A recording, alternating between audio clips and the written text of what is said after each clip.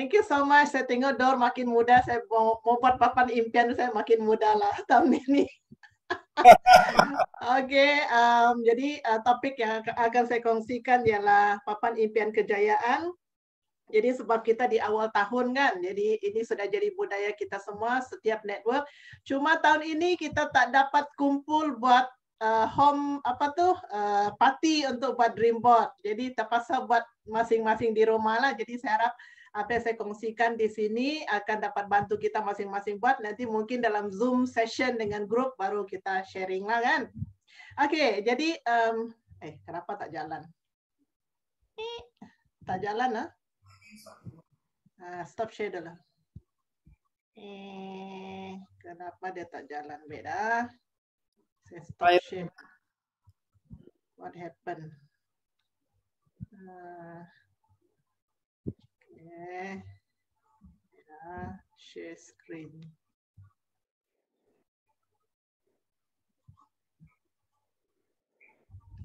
Oke, jalan? Nampak? Oke. Oke. So first, thank you Pak Elkan, dan saya rasa kita punya bos Elkan pun ada impiannya.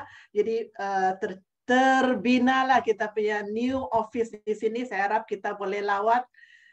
If everything goes well, tahun ini kita boleh lawat lah kan. So thank you Pak Elkan kerana bangunan begitu cantik dan peluang begitu hebat. Serta thank you semangat pasukan Angsalot, teamwork kita hari ini. Jadi menjadikan kerja kita, bisnes kita di Elkan makin mudah. Dan special thank you kepada upline saya yang sentiasa menyokong kita. 7 Star LSM, tepukan untuk Mr. and Mrs. Sengkok Meng. Alright.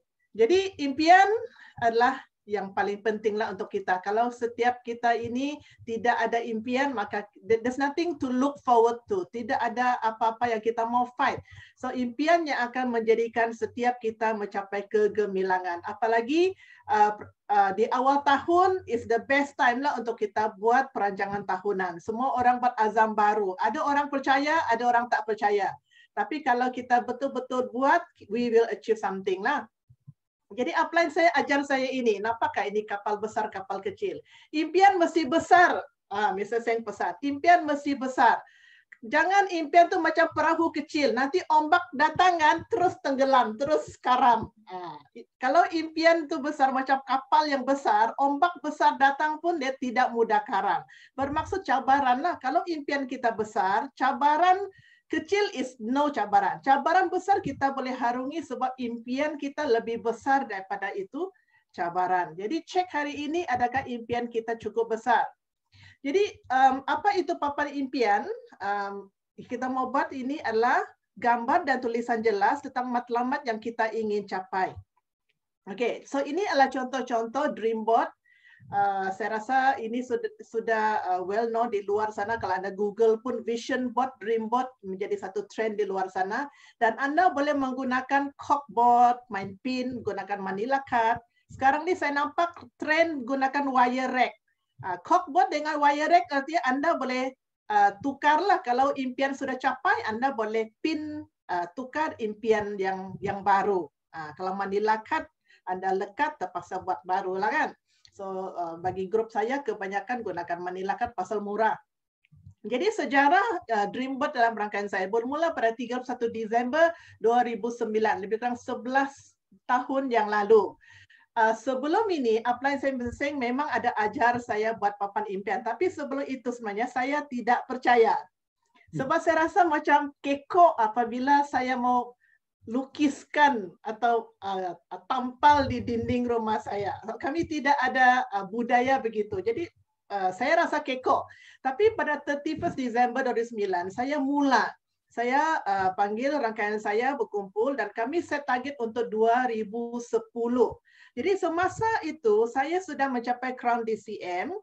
Saya sudah capai kereta, rumah, melancong, bawa ibu melancong, semua saya sudah capai. Jadi semasa rangkaian buat apa mereka mau, saya terfikir apa yang saya mau buat untuk papan impian saya sendiri.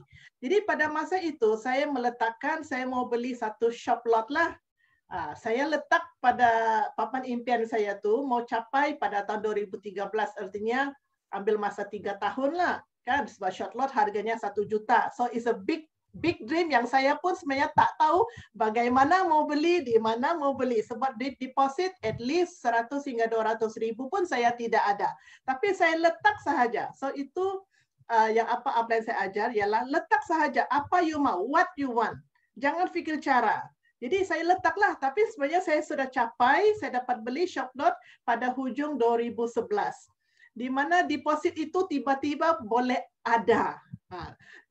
Tiba-tiba saya di offer untuk beli Shopdot di mana saya sedang sewa saya punya stokis. So masih saya gunakan sehingga hari inilah bangunan 3 tingkat. Hari ini nilai dia lebih daripada 1 juta. So this is a big dream dan percaya atau tidak, it will come true. Jadi selepas itu saya punya dream pada 2012 ialah mencapai MCCM. Saya letaklah macam mana mau capai, saya pun tak tahu. Tapi saya capai MCCM pada AC9 2012 iaitu 3 bulan lebih awal. So artinya bila kita ada target, maka kemungkinan untuk kita capai itu adalah jauh lebih tinggi daripada langsung kita tidak letak target lah. Okay, so ini sudah menjadi budaya dalam grup saya, Dream Board Party. Kalau Anda tengok yang bawah itu, Mel dengan Po buat party di tepi laut. Macam piknik lah. Jadi mereka bawa kad Manila, bawa magazine, buat sana, bawa makanan. Semua happy-happy buat ini Dream Board. So ini akan memberikan kita motivasi. So kita pun nampak, oh kawan ada target, kita pun tak mau kalah. Jadi saya ada satu kisah yang atas kanan ini. Ini adalah seorang ustazah. Semasa saya buat Dreamboard ini tahun 2011. Jadi beliau tidak ada target. Dia tidak tahu apa dia mau buat. Semua orang sibuk buat, dia jalan-jalan cari ilham apa dia mau.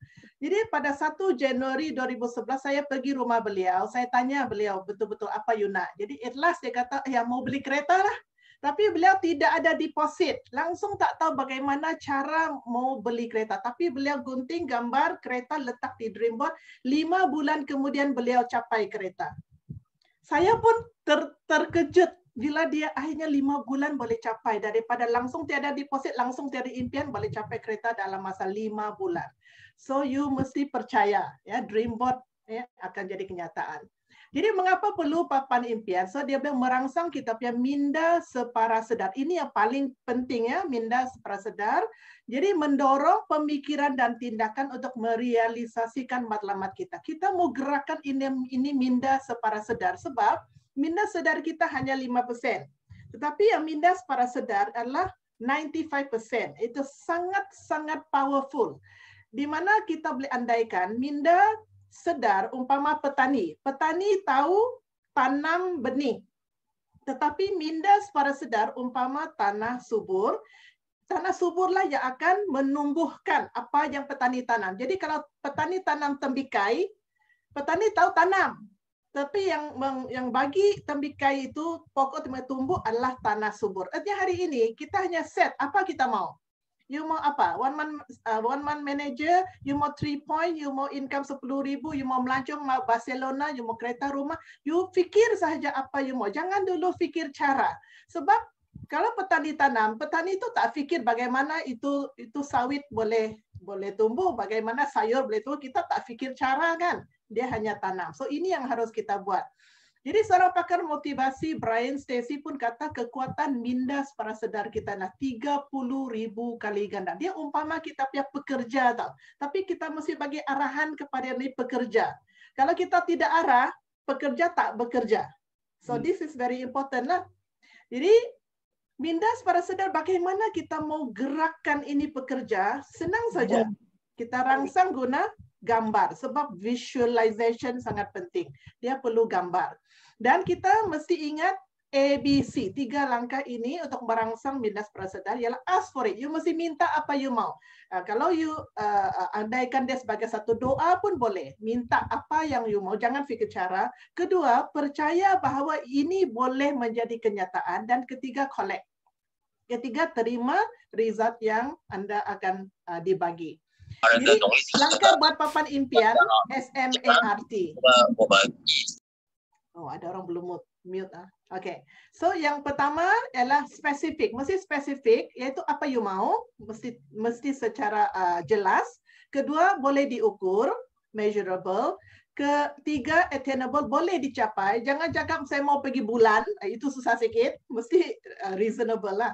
Relevant, berkaitan terutama kita dalam konteks bisnes Elken, ya, dan juga berdasarkan masa. Artinya mesti ada masa bila you mau capai, ya. Okey. Jadi sekarang inilah 7 langkah membuat papan impian. Okey, first one ialah kita buat brainstorming. Okey, kita ambil satu buku nota dulu. Jangan terus di kad Manila. Buku nota dulu, senarai dulu apa yang kita mau, terutama fokus tahun ini, tapi Anda boleh juga buat untuk jangka masa sederhana lah, 3 tahun hingga 5 tahun punya target. Lepas kita buat brainstorming, kedua ialah susunlah ikut keutamaan. Mana satu kita mau capai duluan? Mana satu kemudian? Ikut Anda punya kemahuan. Dan ketiga, tempoh masa, bila mau capai. Ini sangat-sangat penting. Ramai orang dia ada impian, tapi dia tidak ada set masa bila mau capai. Jadi saya share dengan Anda, saya punya target tahun ini. Ya. Tadi nampak sharing El Marino. Saya pun mau cantik, Ma. Ini saya punya target. Salah satu target lah. Jadi saya buat dreamboard, pinjam body orang dulu lah, letak muka saya. Jadi saya target mau lebih sihat, mau lebih muda untuk tahun ini, lebih cantik, lebih fit lah kan. Jadi saya target turun 4 kilo, 59 kilo. Sekarang lebih. Jadi saya letak bila April, artinya 4 bulan daripada sekarang saya mesti cantik macam ni. So mesti ada target masa. Okey, keempat, cari matlamat yang paling penting. Lepas kita ada banyak matlamat, takkanlah semua mau masuk dalam papan impian, tidak mungkin. You mesti cari mana satu yang you rasa paling penting, paling urgent, especially tahun 2021. Jadi bila Anda identify ini, sangat senang. Anda tanya diri Anda, ya, macam sini, dream is not what you see in sleep, is the thing which doesn't let you sleep. Mana satu yang jadikan you sangat excited, sangat gairah. Bila you fikir you punya impian ni kan, you punya, wah, di awang-awangan, you sangat excited, you jadi rajin, hari-hari you mau bertindak. So itu ialah matlamat yang paling penting untuk Anda. Masa saya bermula dengan Elken, saya excited saya mau beli 4-wheel drive. Saya excited saya mau bawa ibu saya melaju. Jadi saya rajin lah hari-hari. Because for me, that is important. So, bila Anda pilih apa matlamat yang penting, sana ialah mana Anda fokus. Bila Anda fokus, Anda punya tenaga akan pergi ke sana. Kalau Anda tak fokus, tenaga go everywhere. You see? So, saya bagi satu contoh. Ini. Kalau Anda driving, setiap kali Anda drive sekejap, Anda tukar apa tu? Direction. Change direction. Sekejap, change direction. Anda akhirnya tak tahu sampai mana. Tetapi bila Anda fokus, matlamat itu dia macam ini tau. Ini jalan raya satu saja. So make sure you akan sampai di destinasi. Dia tidak macam tadi tu. Time tadi tu, wah mau pergi mana pun tak pasti. Jadi you tak boleh ada terlampau banyak benda you mau capai. You pilih beberapa. Mungkin 5 hingga 6 sahaja untuk tahun ini. Maka lebih senang untuk capai. Clear. Itu road very clear. You dapat fokus. Okay, yang langkah kelima, buat itu papan impian lah. Letakkan dalam itu board, pinboard kah, wire rack kah, manila card kah. Dan pastikan ada 2 benda, gambar dan tulisan. Dua-dua. So, ini contohlah. Ini yang cantik. Jangan tulisan saja. Kalau tulisan saja, susah mau merangsang minda separa sedar. Sebab ingat, minda separa sedar dirangsang oleh gambar, visualize. Jadi mesti ada gambar. Gambar yang Anda boleh cari di magazine, Anda boleh Google, boleh print melalui komputer, lebih senang. Dan jangan kisah orang lain tengok. Tak peduli apa orang lain tengok, sebab dreamboard ialah untuk Anda tengok, bukan untuk orang lain tengok. Okay, Anda akan letak di bilik Anda, di ruang tamu Anda, is for you. Jadi jangan kisah orang lain. Jangan jadikan dia terlalu cantik sebab mau tunjuk orang lain. Cantik tak penting. Yang penting ialah ada gambar, ya, ada sedikit perkataan, ada target, dan dia simple sebenarnya ialah lagi baik. Less is more. Okay. Next, perkara yang perlu dielakkan dalam papan impian. Jangan letak mau bayar hutang. Sebab apa? Ini law of attraction. Kalau Anda letak bayar hutang, itu minda cakap, oh ya hutang lah. Oh ya, mesti tambah hutang punya. So be careful apa yang Anda tarik. Be careful what you attract. Kedua, jangan kata langsaikan pinjaman. Ada orang kata, oh saya dah loan rumah, saya dah loan kerja, saya mau langsaikan pinjaman. Itu pun jangan letak sana. Nanti lagi banyak pinjaman. Jangan letakkan perkataan tak mahu atau apa-apa benda negatif di papan impian Anda. Anda mesti letak something yang melimpah ruah, abundance. Oh, kalau Anda memang ada hutang, jangan letak bayar hutang. Anda kata saya mesti dapat income 20.000 sebulan, 30.000 sebulan. So automatic bila income besar, Anda boleh pergi bayar hutang lah. Okay? Think in abundance. Ingat berfikir dalam melimpah ruah. Okay, next. Langkah ke-6. Tata papan impian. Mesti Anda lihat papan impian setiap hari. Jadi lepas siap, Anda mesti letak papan impian, tempat yang Anda bangun pagi, buka mata boleh nampak. Sebelum tidur, sebelum tutup mata tidur, mesti boleh nampak. Dan selalu periksa, selalu review dengan upline, Anda punya plan. Sebab kalau Anda ada matlamat tapi tidak ada plan, memang tak boleh jadi jugalah. Macam saya, kalau saya mau turun 4 kilo, saya mesti ada exercise kan, saya mesti mau jaga diet kan. Itu logik lah. Jangan kata saya buat papan impian tapi hari-hari saya tak buat apa-apa. So itu ialah angan-angan sahaja. So mesti review. Jadi saya bagi satu contoh ini, letak tempat yang Anda boleh nampak. Ada orang tanya berapa besar papan impian? Ya sedang-sedang lah Kak Manila. Kalau mau besar tak marah juga. So tampal tempat yang Anda boleh nampak. Kedua, kan kita selalu bergerak. Jadi Anda boleh ambil foto, ambil foto, Anda mungkin boleh print yang kecil, letak di dompet, letak di kereta, di atas kereta, ataupun di office yang Anda keluar pun Anda boleh nampak juga. Artinya sentiasa Anda trigger, Anda punya minda para sedar dengan Anda punya papan impian ini. Okey, ketujuh, buat perancangan telitilah apa Anda punya action plan. Seorang berjaya, dia mesti ada satu perancangan. Orang gagal sebenarnya tidak merancang lah. Ya, merancang dengan teliti, bincang dengan upline. Contoh Anda kata, oh saya mau pergi Barcelona. Oh, melancong Barcelona. Jadi of course you cari mentor apa tindakan yang Anda perlu buat lah. Okey, jadi satu lagi ialah bila kita membuat perancangan, tindakan, oh saya mau tajam berapa orang, saya mau buat berapa sales, Anda mesti fikir, adakah usaha Anda berbaloi? Sebab kalau berbaloi baru kita pergi buat. Kalau tak berbaloi, kita tak rasa saya mau pergi buat. Adakah mudah untuk berjaya menjadi LSM contohnya? Okay, kalau berbaloi baru kita akan pergi buat kan, kita akan mati-mati fight. Jadi tanya lagi, kenapa ada impian tak jadi kenyataan? Okey, setiap tahun semua kita buat papan impian. Adakah semua capai? Tidak. Ada yang capai 50%, ada yang capai 60%. Ada yang satu capai, ada yang langsung tak capai. Jadi kenapa? First, itu bukan apa yang Anda mau. Apa maksud? Mungkin upline yang bagi target, bukan yang you mau. Mungkin ibu atau bapa yang suruh Anda buat, tapi bukan yang Anda mau. Jadi mungkin Anda perlu review. Kedua, Anda belum betul-betul mau. Agar orang Anda kata, oh saya mau, tapi belum betul-betul mau. Tidak excited, masih lagi boleh tidur malam. Anda belum memikirkan impian itu setiap hari. Semasa saya fikir mau beli shop lot, setiap kali saya driving, saya nampak bangunan, saya akan imagine itu bangunan saya. Jadi Anda mesti selalu fikir benda yang Anda mau. Keempat, mungkin kurang tindakan, kurang action. Mungkin kita kurang buat 3S, kurang menaja orang. Jadi mungkin income kurang. Kelima, belum sampai waktu. Kadang-kadang timing is important. Jadi teruskan bertindak. Mungkin satu hari Tuhan pun kesian sama kita lah. Dia kata, ya bagi dia lah. Tapi yang keenam ini sangat-sangat penting. Mungkin juga bila kita buat papan impian, impian kita fikir apa kita mau kan, cara kita tak fikir.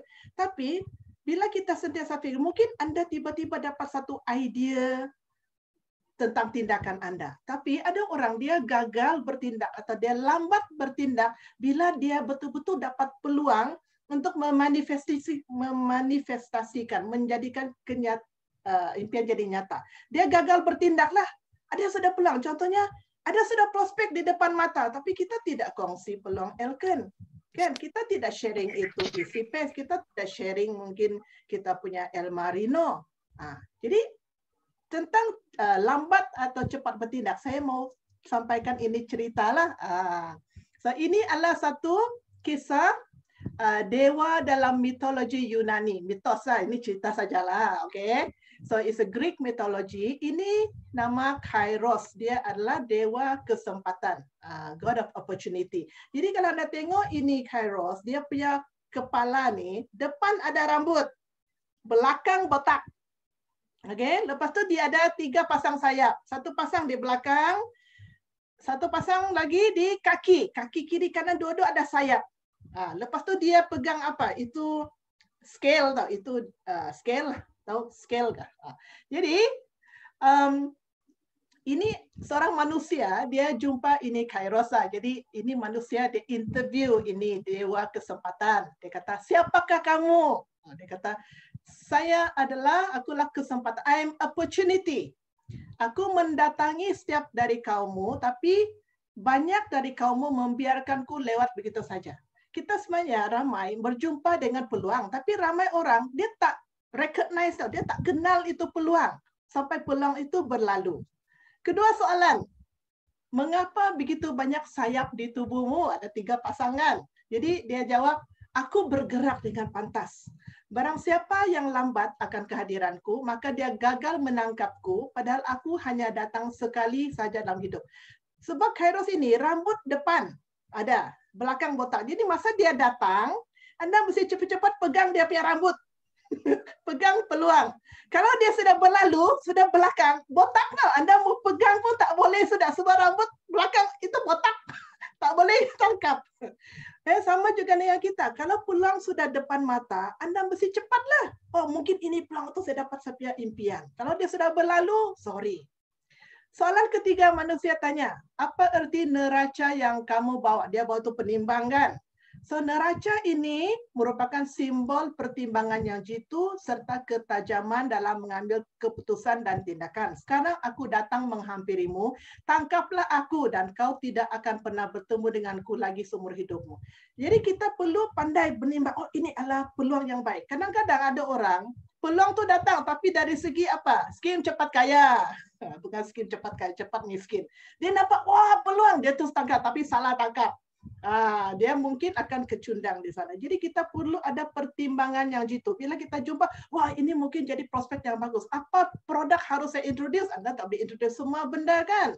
So semua itu peluang mesti anda ikuti dengan kita punya logical thinking, pertimbangan jitu, dan kita boleh bantu orang, terutama kita dalam bisnes elegan.